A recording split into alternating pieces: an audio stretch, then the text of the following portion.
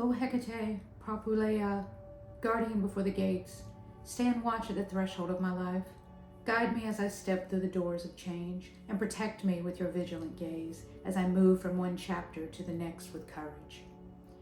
Hecate Trimorphe, goddess of three forms, you who exist in all stages of life, past, present, and future in your hands, help me embrace transformation with grace and walk beside me as I journey through birth, life, and rebirth. O Hecate Klêidouchos, holder of the sacred keys, unlock the doors to hidden wisdom.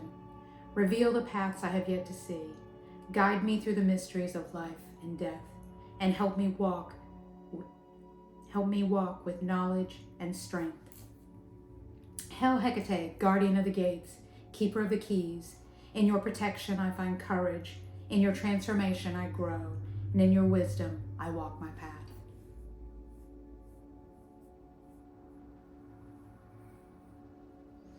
Hi, welcome to Cuppa and Cards.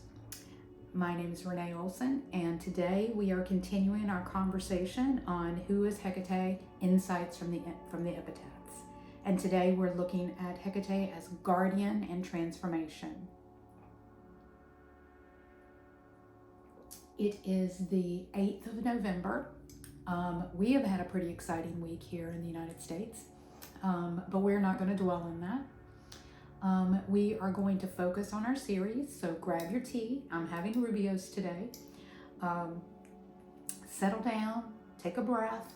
We're just going to sit here and we're going to talk about these cards today. We are not going to focus on all the drama that is politics. We're going to just try to separate and let that go.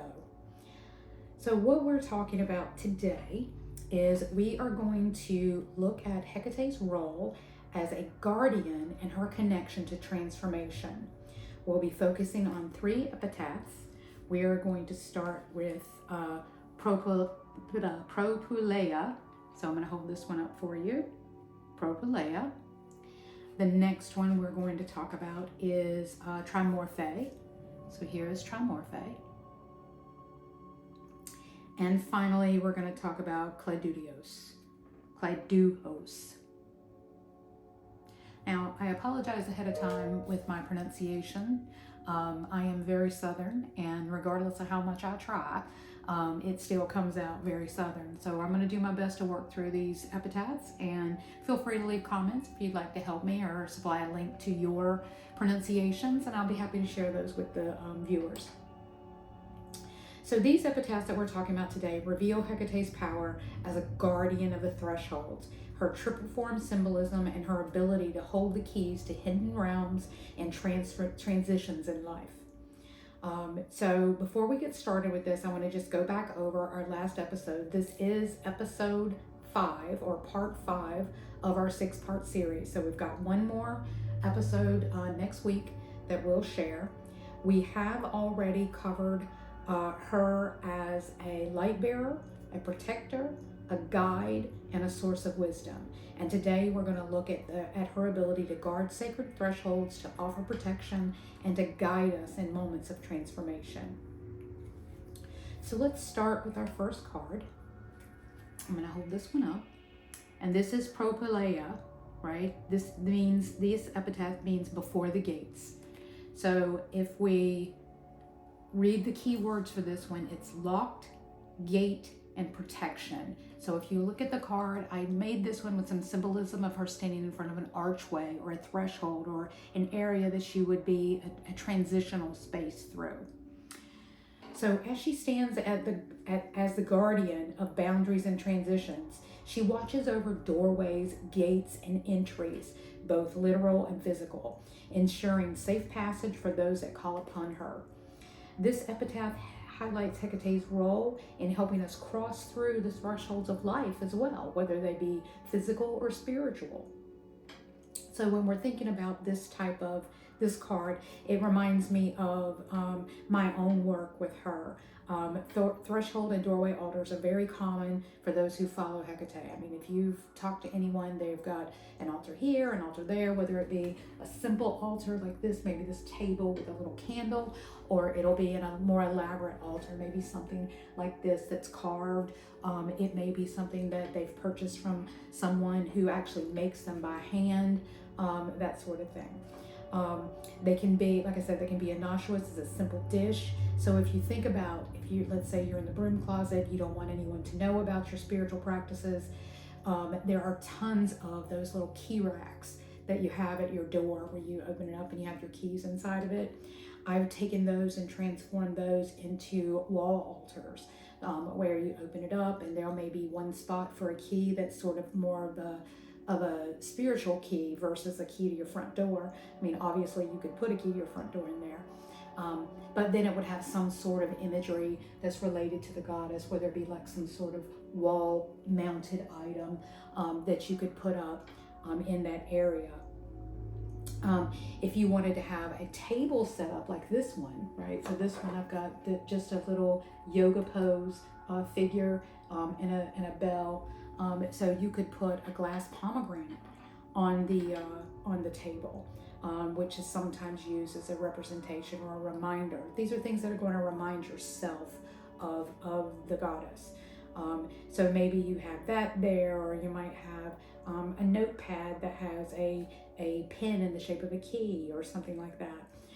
That would help you relate this particular threshold, or before the doorway, before the gates type setup. Propulaia may have been invoked in ancient Greece to protect homes or to protect cities. Maybe there were, you could light a candle, there may be a ritual doorway, or put a symbol around it to sort of protect this area, or call upon her to protect this area. So that's Propulaia. I added an extra syllable there. Not sure about why I did that, but sometimes that happens with this southern drawl of mine. The next epitaph we're going to talk about is Trimorphe. So I'm going to hold that up for you. And Trimorphe, here it says our words are observation, directional, and knowledge. And Trimorphe is three-formed, right? It's the three forms of the goddess. So this epitaph emphasizes her triple-formed nature, representing her connection to past, present, and future, or the ability to navigate the heavens, earth, and the underworld. Trimorphe reflects the multifaceted nature of Hecate and shows that she can exist in all stages of life and transformation. Hecate Trimorphe may be called upon when you need to embrace certain aspects of ourselves or navigate through various stages of our journey. This epitaph reminds us that Hecate holds dominion over all phases of life, right? Birth, death, life, and rebirth. When we're talking about the triple form here, this is a very important point I want to make. We are not referring to the maiden mother crone construct. The maiden mother crone construct is a relatively new idea that's been associated with Hecate through some writings from Aleister Crowley that put her in that crone aspect. There is no other documentation, writings, drawings. There's no other reference to Hecate being a crone. So when we look at that maiden mother crone construct and you see people putting her in that realm, that's a hard stop. That is not where she belongs. Hecate is not part of that construct. When we're talking about triple form, we're talking about an actual form, right? We're talking about her body being three bodies, her head being three heads. So it's the actual three shapes of the goddess, standing generally back to back. There are three forms with them back to back. So this energy, this triple energy that's represented here, is shown as being the same age. They're not, that typical maiden mother crone three, imagery that goes around sometimes. That is not who she is. And even at times, the only real difference between the body forms or between the forms that are there is when she's depicted with animal heads. There are several drawings and paintings where she has a horse head or a serpent's head, a boar's head, a cow's head, or a dog's head. And those are, I don't recall the name of the person. I should probably look that up. I'll try to put that in the description. But those are the only real differences when you look at Hecate in that triple form, that triple formation. That's generally the only time you see a difference in their faces, and that's when it's an animal head. 90% of the time when she's in this form, they are all the same. They are all maidens. They're not in the mother. There's no swollen bellies or anything like that. It's a maiden form. And she's usually depicted standing three together, and you'll sometimes see there's one statue where it has the three dancing girls around the bottom of the statue, which is really a nice statue. So how to work with Trimorphe. So when we're working with Trimorphe, you're going to reach out to her when you're trying to go through some personal growth, right? Or if you're working through a transformation of some sort.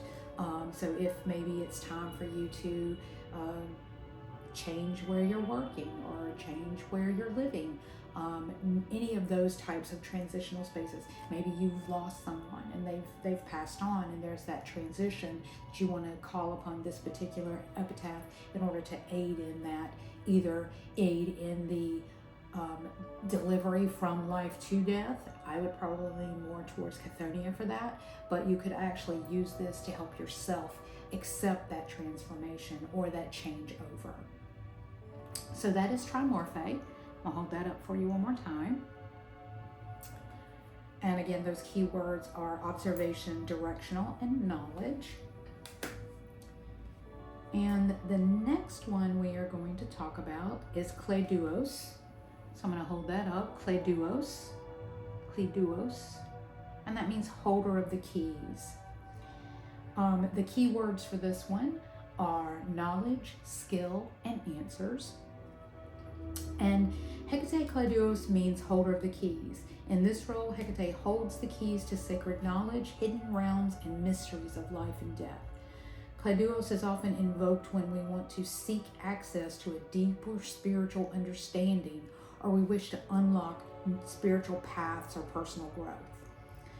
Klêidouchos reminds us that she is the gatekeeper between worlds, holding the power to unlock hidden wisdom and to guide us safely through these transitions. So that's what we're seeing here, that kind of connection between the three of these particular epithets. So keys are very common objects for those who follow this goddess, from tattoos to earrings. You can find these, from a key ring, from in mundane shops, right? Not even magical stops, big box stores. You can find these images anywhere, and you can consecrate them in her name, right? So you find this particular object, and you can use that as a way to dedicate a space to her. So if you wanted to create your altar space, you could certainly use a simple key that's in a number of stores. I mean, I've seen them everywhere. And how would you work with her?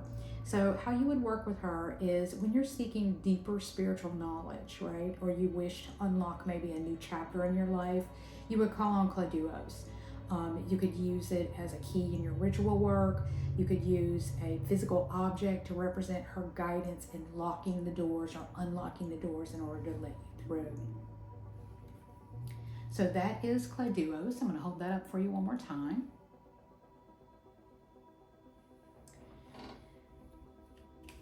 And just to recap, so what we've covered today is Hecate in her role of guardian and guide, right? So we've got through the gates, right? That's proh-pu-LAI-ah. We've got Trimorphe, which is the three-formed. And then we have Klêidouchos, holder of the keys. Now these aspects show her power to guard over thresholds, to offer transformation, and to guide us as we unlock new phases of our life. As we move through this week, Take time to reflect on the thresholds you are approaching in your life, whether they be physical thresholds, I'm going out the door to do something, or maybe it's a spiritual threshold. Maybe you're moving yourself to the next level. You're working on becoming a torchbearer. You are deciding if you want to join the Covenant of Hecate. You're working on some other, decide you want to become a reverend. As you're working on those things, take an opportunity to reach out to Hecate as a guide or a guardian to these areas. Consider creating an art altar or a ritual space to honor her in these, and you could ask her for her guidance in walking you through these transitions. So that is our cards for today. Now these cards are part of the Crossroads Oracle. The Crossroads Oracle is an oracle deck that I created as part of my Torchbearer, my Torchbearer project. And I'll just hold up a couple of these cards for you. And this is Angelos. That's one of my favorites. We covered her last week. And Dayara. There's Dayara. So these cards are available on my website. There's a few other of the ones. That's ancestral energy, then there's creative energy. This was a deck that was very important to me. It helped me quite a bit in working through some of my challenges with presenting to folks on video. There's Enigma. I love the Enigma card. It's absolutely gorgeous. The keywords are mystery, puzzle, and intrigue. So I thought that was a beautiful card. But these cards are available on my website. Everything that's on my website, that's hecatebremo.org, everything that's on my website goes to help me support my sanctuary commitment. And my sanctuary commitment is that I work with the Blessing Box of Goldsboro, and we put in, there's these boxes all around the Wayne County, and we put in food, we put in socks and gloves and things like that for the food and house insecure. So every purchase that you make from the website, whether it be my books, whether it's a reading, whether it's a deck of cards, all of this goes to directly support that cause. So if you're looking for a gift to give to someone, maybe a gift for yourself, you can feel good about what you're buying from my website, as it will go directly to help those in need. So that's our cards for today. If you have any questions or comments, or you'd like to discuss them, you can certainly leave those in the messages and the comments below. Next week, we are going to meet on the 15th. It's going to be part 6, our final episode. It is going to be about Hecate as the Dark Mother. So we'll pull 2 more cards. That's the last 2 in the series, and then we'll have a recap. So I hope that you have enjoyed this series so far. I've certainly enjoyed presenting it to you. Feel free to give me a comment, like and follow if you want to get more information. And I hope that you have a glorious day and a wonderful weekend. I'll talk to you soon.